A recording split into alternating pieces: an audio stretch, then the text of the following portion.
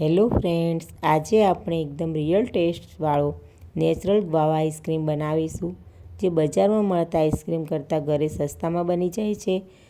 અને એમાં આપણે કોઈપણ ફૂડ કલર, એસેન્સ કે પ્રિઝર્વેટિવનો પણ ઉપયોગ કરતા નથી. એકદમ રિયલ નેચરલ ટેસ્ટવાળો ગ્વાવા આઈસ્ક્રીમ ઘરે એકદમ ક્રીમી, સ્મૂથ બને છે.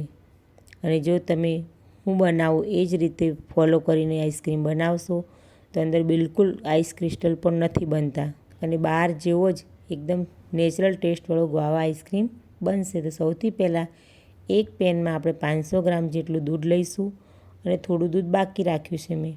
તેમાં મિલ્ક પાવડર અડધી વાટકી અને 2 ટેબલ સ્પૂન જેટલો કોર્નફ્લોર ઉમેરીશું. બંનેને બરાબર મિક્સ કરી લઈશું.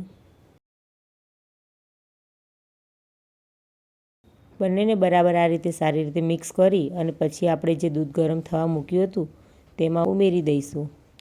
દૂધને હલાવતા જઈશું અને આ મિશ્રણને ઉમેરીશું જેથી ગાંઠા ના પડે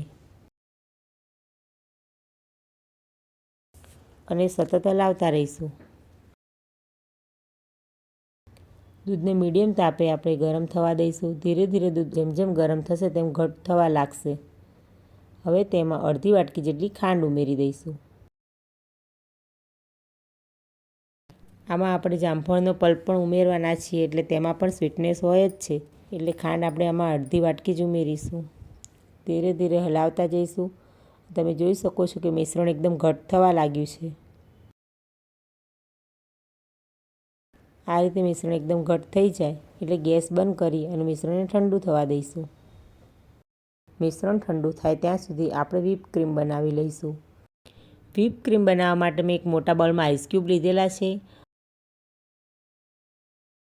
અને મેં અહીંયા ફૂલ ફેટ ક્રીમ લીધેલી છે. અડધો કપ જેટલી મેં ફૂલ ફેટ ક્રીમ લીધી છે. તેને આપણે હવે આઈસ ક્યુબની ઉપર આ નાના બાઉલમાં ક્રીમ લીધેલી છે તે મૂકી અને વિસ્કરની મદદથી ફેંટીશું. તમારી પાસે ઇલેક્ટ્રિક બીટર હોય તો તેનાથી પણ તમે વ્હીપ ક્રીમ બનાવી શકો છો. આ રીતે નોનસ્ટોપ તમે હલાવતા રહેશો તો ધીરે ધીરે ક્રીમ ઘટ થવા લાગશે અને એકદમ ફ્લફી ટેક્સચર થઈ જશે. અને જો તમે ઇલેક્ટ્રિક બીટરથી કરશો તો ફક્ત 5 જ મિનિટમાં વ્હીપ ક્રીમ બની જાય છે.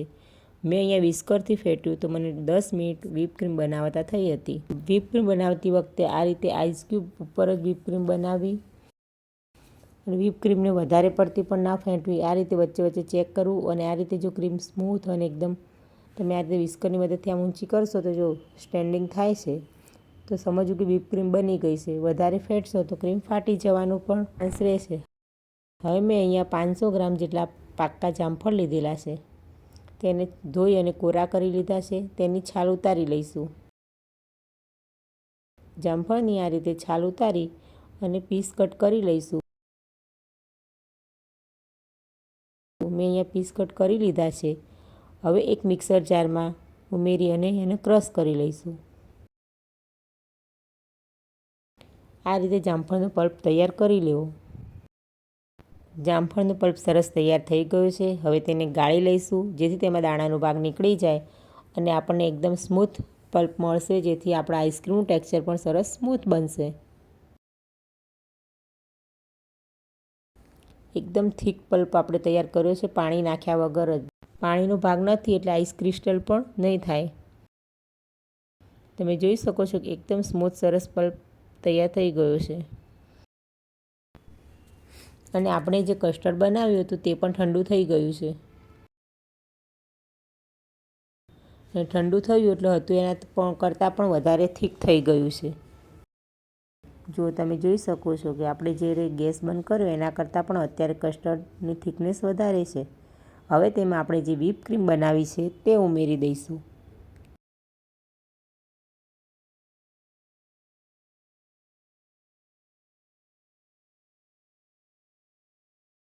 અને કસ્ટર્ડમાં બરાબર મિક્સ કરી લઈશું. કસ્ટર્ડ અને વ્હીપ ક્રીમને બરાબર એકદમ મિક્સ કરી લઈશું. બંને બહુ સરસ રીતે મિક્સ થઈ જાય પછી તેમાં જામફળનો પલ્પ ઉમેરીશું.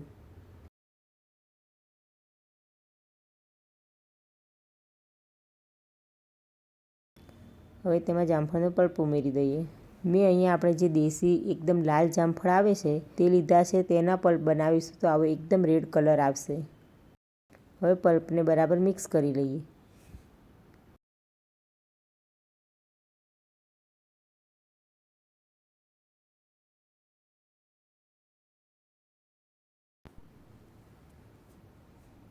તો જુઓ પલ્પ સરસ મિક્સ થઈ ગયો છે અને તમે જોઈ શકો છો કે આપણે કોઈ પણ ફૂડ કલર આમાં વાપર્યો નથી, છતાં પણ એકદમ સરસ નેચરલ પિંક કલર આવી ગયો છે.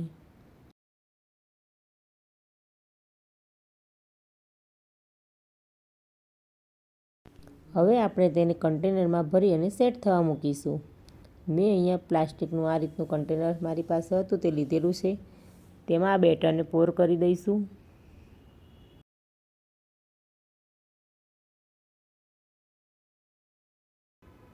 તમે આને પહેલાં ફ્રીજમાં 2 કલાક સેટ કરી ડીપ ફ્રીજમાં મૂકશો તો 2 થી 3 કલાકમાં સરસ સેટ થઈ જશે.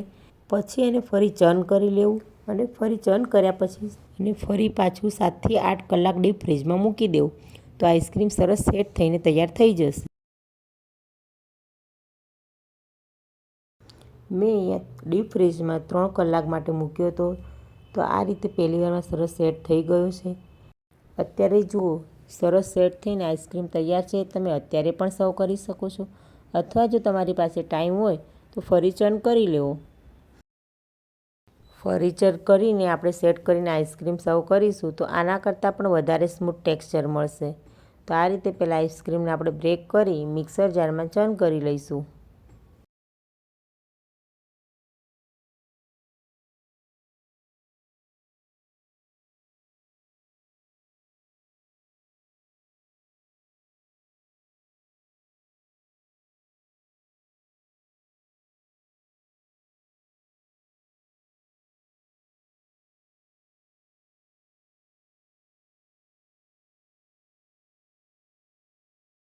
ચર્ન કરીને આઈસ્ક્રીમ તૈયાર છે. હવે આપણે એને ફરી એ જ કન્ટેનરમાં ભરી અને સેટ થવા દઈશું.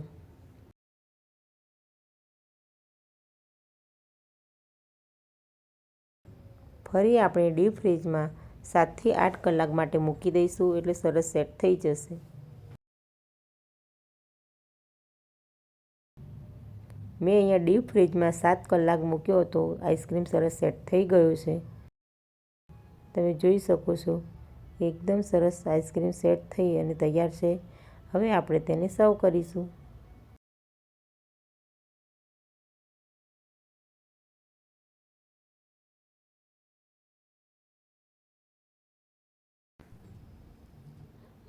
હવે તેની ઉપર છાંટવા માટે મેં અહીંયા મસાલો તૈયાર કર્યો છે. તેમાં ચાટ મસાલો, જીરું વાટેલું અને લાલ મરચું પાવડર મિક્સ કરી અને મસાલો બનાવ્યો છે તે સ્પ્રિંકલ કરીશું.